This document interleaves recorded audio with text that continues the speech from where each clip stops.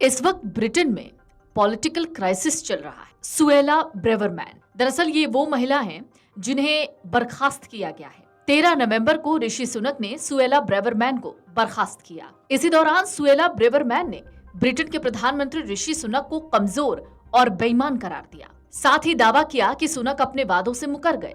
उन्होंने कहा प्रधानमंत्री ने उनसे और देश से जो वादे किए थे वो उनको पूरा नहीं कर पाए। लेकिन मामला क्या है और क्या हुआ? सुएला को 13 नवंबर को गृह मंत्री के पद से बर्खास्त किया गया। इसके एक दिन के बाद उन्होंने 3 पन्ने की एक चिट्ठी लिखी। उन्होंने सोशल मीडिया प्लेटफॉर्म एक्स पर इसे पोस्ट किया।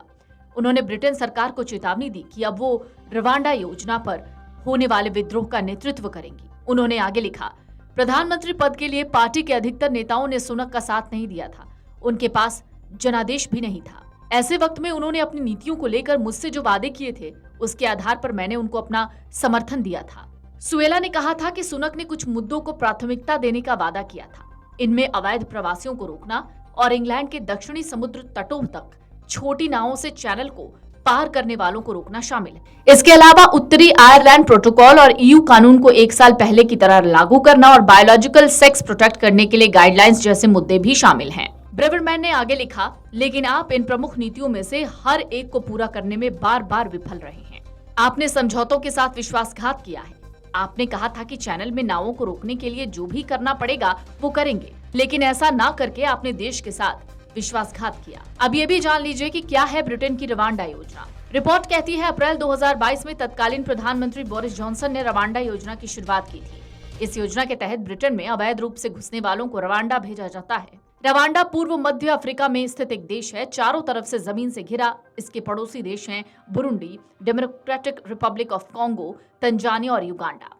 योजना के तहत उन्हें रवांडा में रहने के लिए शरणार्थी का दर्जा दिया जा सकता है। यदि ऐसा नहीं हो पाया तो वो अन्य आधारों पर वहां बसने के लिए आवेदन कर सकते हैं।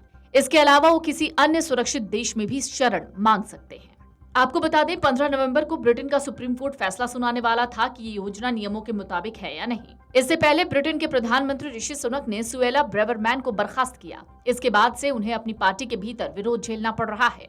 भारतीय मूल की सुएला ब्रेवरमैन की जगह ब्रिटेन के पूर्व विदेश मंत्री जेम्स क्लेरी देश के नए गृह मंत्री बनाए गए।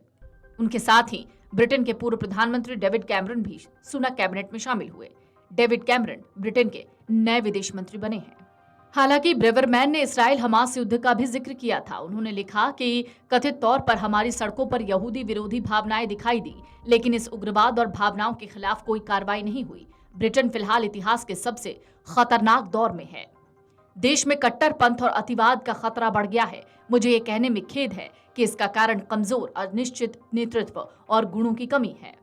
सुएला ब्रेवरमैन को गृह मंत्री पद से बर्खास्त करने के बाद से ब्रिटेन के प्रधानमंत्री ऋषि सुनक आलोचकों के निशाने पर है। यहाँ तक कि सुनक की पार्टी की ही सांसद ने उनके खिलाफ अविश्वास प्रस्ताव लाने की मुहिम शुरू कर दी।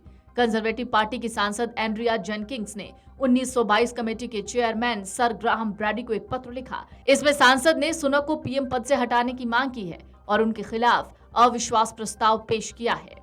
जेनकिंग्स ने उम्मीद जताई है कि उनकी पार्टी के अन्य सांसद भी उनका समर्थन करेंगे। अगर सत्ताधारी कंजर्वेटिव पार्टी के 15% सांसद सुनक के खिलाफ अविश्वास प्रस्ताव का समर्थन करते हैं तो उनको पीएम पद छोड़ना होगा। वीडियो डेस्क अमरुजाला.com। अगर आप ये वीडियो YouTube पर देख रहे हैं तो हमारे चैनल को सब्सक्राइब करें और बेल आइकन को दबाना ना भूलें। अगर आप Facebook पर ये वीडियो देख रहे हैं तो हमारे पेज को लाइक करें।